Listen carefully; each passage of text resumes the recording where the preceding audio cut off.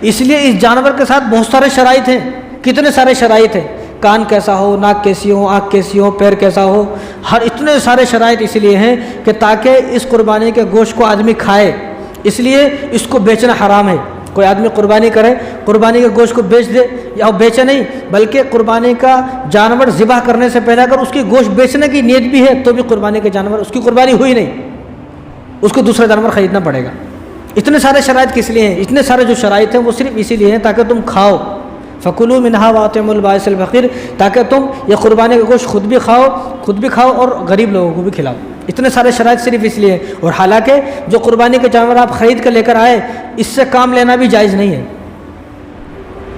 اس سے کسی طرح کام بھی نہیں لے سکتے۔ اور اتنا ہی نہیں بلکہ جس جانور کو جس رسی سے باندھا ہے اس رسی کو بھی آدمی بیچ نہیں سکتا ہے، اس رسی کو آدمی صدقہ کرنے کا حکم ہے کہ اس رسی کو بھی صدقہ کر دے۔ اتنے سارے شرائط کس لیے ہیں؟ کبھی آدمی سوچے، اتنے سارے شرائط اس جانور کے ساتھ اسی لیے ہیں کہ یہ جانور اللہ کے نام پر ذبح ہوگا، اور اس جانور کو ذبح کرنے کے بعد تمہاری دعوت ہے اللہ تبارک و تعالیٰ کی طرف سے، اور اس دعوت کو تمہیں قبول کرنا ہے۔ یہ ساری شرائط کس لیے ہیں آدمی کبھی سوچے۔ اس لیے میں کہتا ہوں کہ اس گوشت میں بھی شفا ہے جو اللہ کے نام پر کٹا ہے۔ ایک وہ کٹا ہے جو قصائی نے کاٹا، اس میں کوئی شفا نہیں ہے، اس نے اپنے پیسوں کے لیے کاٹا ہے، اپنے کمانے کے لیے کاٹا ہے، اپنے مال جمع کرنے کے واسطے، اپنی دکان چلانے کے واسطے کاٹا ہے۔ اور جو قربانی کے ایام میں جو جانور ذبح ہوتا ہے یہ اللہ کے نام پر کٹا ہے، اس لیے اس گوشت میں بھی شفا ہے۔ اور میں کہتا ہوں کہ اتنا پاک، اتنا حلال، اتنا پاکیزہ، اتنا صاف گوشت آپ کو پورے سال میں نہیں مل سکتا ہے۔ یہ حلال ہے، معلوم ہے، یقین ہے کہ میں نے اپنے حلال پیسوں سے خریدا ہے، اور جو جانور سارے سال مل رہا ہے اس کے بارے میں کسی کو اعتبار نہیں ہے، کسی کو یقین نہیں ہے، پتہ نہیں کیسا ہے، کہ حلال ہے کہ نہیں ہے، پاک ہے کہ نہیں ہے، کس طرح کاٹا ہے، کس طرح ذبح کیا ہے، اس پر کوئی یقین نہیں ہے، لیکن اس پر سب کو یقین ہے۔ اس لیے یہ باتیں بتانے کا مقصد اس لیے کہ بہت سارے لوگ بہانے لگاتے ہیں کہ میرا دل نہیں کرتا ہے، میں نہیں کھاتا ہوں، میرے کو بڑے کا گوشت اچھا نہیں لگتا، یہ گوشت اچھا نہیں لگتا، وہ گوشت اچھا نہیں لگتا۔ تو ایسے لوگوں کو میں بولتا ہوں یہ جتنے بہانے ہیں آپ کے پورے سال بچا کر رکھے بہانے، لیکن جب قربانی کا ایام آئے تو کوئی بہانے نہ لگائیں آپ۔ بعض لوگ بہانہ یہ لگاتا کہ میرا دل نہیں کرتا ہے۔ انجیکشن لگانے کو کسی کا دل کرا دنیا میں، لیکن پھر بھی انجیکشن لگاتا ہر آدمی۔ گل کو چڑھانے کسی کو دل کرا، لیکن پھر بھی گل کو چڑھاتے۔ دوائیاں کتنی کڑوی ہوتی ہیں، ہر آدمی کو معلوم ہے کہ دوائی کڑوی ہوتی ہے، پھر بھی دوائی کھاتا ہے۔ کوئی آدمی منع کرتا نہیں کہ میں دوائی نہیں کھاؤں گا، کیونکہ اس کو معلوم ہے کہ اس کے بعد شفا ہے، انجیکشن کے بعد شفا ہے۔ آپریشن ہوتا ہے، آپریشن کوئی آدمی منع کرتا میں آپریشن نہیں کراؤں گا، کیونکہ آپریشن میں تو بڑی تکلیف ہے، لیکن پھر بھی آدمی آپریشن کراتا ہے کیونکہ اس کو معلوم ہے کہ اس کے بعد مجھے شفا ملے گی۔ تو ایسے ہی قربانی کے گوشت کے بارے میں آدمی بہانہ نہ لگائے۔ اور ذبح کا مقصد کیا ہے؟ قربانی کے گوشت کا ذبح کا مقصد، جانور کا مقصد یہی ہے کہ تم کھاؤ اور کھلاؤ، ورنہ اگر کھانے کھلانے کا مقصد نہ ہوتا، کھانے کا اور کھلانے کا مقصد نہ ہوتا، غریبوں میں تقسیم کرنے کا مقصد نہ ہوتا، تو ہمارے لیے بھی وہی حکم ہوتا جو اس امت سے پہلے دوسری امتوں کے لیے حکم تھا کہ اپنے قربانی کے جانور کو جلا دو، وہ بھی جلا دیتے۔ لیکن اس امت کی فضیلت ہے کہ تمہیں قربانی کے جانور کو جلانا نہیں ہے، بلکہ تمہیں قربانی کے جانور کو کھانا ہے اور کھلانا ہے۔ اس لیے میں کہتا ہوں کہ پہلی امت کو صرف ثواب ملتا تھا، پہلی امت جو تھی کیا ملتا تھا؟ صرف ثواب۔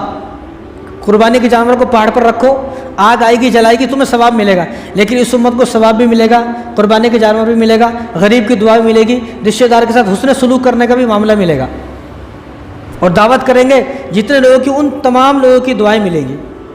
اور پورے سال میں جو جانور کٹا ہے اس کے بارے میں کسی کو یقین نہیں کب کٹا، بازی ہوتا ہے کب کا نہیں معلوم، کب کاٹے گی، کون کاٹے، کہاں کاٹے، کیسا کاٹے، کچھ نہیں معلوم، بسم اللہ پڑھے بھی نہیں پڑھے نہیں معلوم۔ لیکن جو قربانی کے جانور ہے سب کو یقین ہے کب کٹا ہے۔ ایسا نہیں کہ کوئی آدمی قربانی کے دن گوشت دینا آئے تو اس سے یہ پوچھیں گا بھائی تو نے یہ کب کاٹا تھا، سب کو معلوم ہے آج ہی کٹا ہے۔ دوسرے دن آیا تو سب کو معلوم ہے کہ آج یا کل ہی کٹا ہوگا۔ تو اتنا یقین والا گوشت پورے سال نہیں ملتا ہے جتنا یقین والا گوشت ان 3 اور 4 دنوں کے اندر ملتا ہے جو قربانی کا ایام ہے۔ تو معلوم یہ ہوا کہ ان دنوں میں اللہ تبارک و تعالیٰ کی نظروں میں گوشت کی اہمیت بہت زیادہ ہے، اور ان دنوں میں اللہ تبارک و تعالیٰ چاہتے ہیں کہ تم گوشت کھاؤ، قربانی کا گوشت تم کھاؤ، دوسروں کو کھلاؤ۔ اللہ تبارک و تعالیٰ کی پسند ہے یہ، ورنہ اگر اللہ تبارک و تعالیٰ کی پسند یہ نہ ہوتی تو اللہ تبارک و تعالیٰ حکم یہ فرماتے جس طرح عید پر، رمضان کے بعد جو عید آتی ہے تو اس عید پر کیا بنایا جاتا ہے؟ سوئیاں بناتے ہیں، شیر خورما بناتے ہیں، کچھ میٹھا بناتے ہیں۔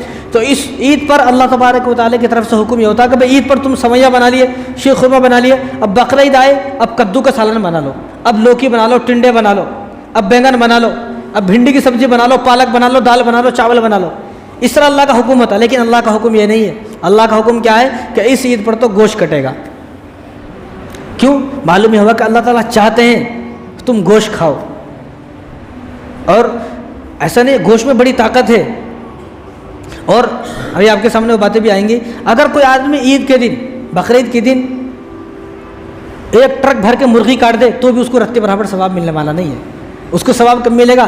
ثواب اس کو جب ہی ملے گا جب وہ آدمی قربانی کے جانور ذبح کرے گا۔ 1,00,000 مرغی کاٹا، ایک ٹرک بھر کے مرغی کاٹا تو اس کو ایک حصے کا برابر بھی ثواب نہیں ملے گا، ایک پیسے کا ثواب نہیں ملے گا اس آدمی کو۔ ثواب اسی کو ملے گا جو آدمی جانور ذبح کرے۔ اللہ تبارک و تعالیٰ چاہتے تو عید پر جس طرح میٹھے کا حکم ہے، اس طرح بقرعید پر بھی کچھ نہ کچھ بنانے کا حکم ہوتا ہے، دال چاول بنا لو کھا لو، لیکن اللہ کا حکم یہ نہیں۔ اللہ کا ایک حکم ہے، جانور ذبح کرنا پڑے گا تو ہی ثواب ملے گا۔ اور پوری دنیا کے اندر 2 ارب مسلمان ہیں، 2 ارب مسلمان کاٹ رہے ہیں۔